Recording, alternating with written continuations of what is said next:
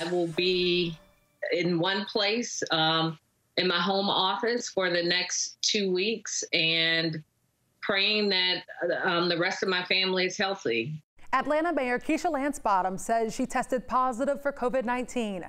Bottoms took to Twitter to say she has no symptoms but will work from home in self-quarantine for 2 weeks. We'll have more on how the mayor is doing coming up in the next half hour.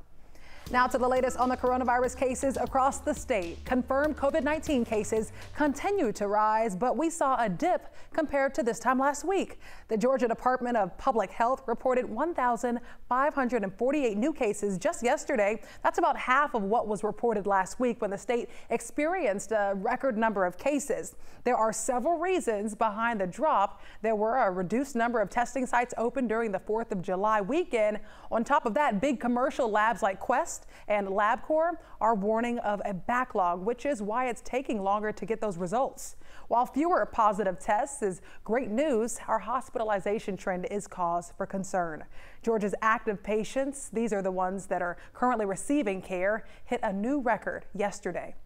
Now, the state's death numbers are still fairly low, which is, of course, what we hope for. But epidemiologists warn that the increase in deaths often follows about 3 weeks after a spike in cases. So it may be some time before we see how the hospitalization records actually impact the death toll.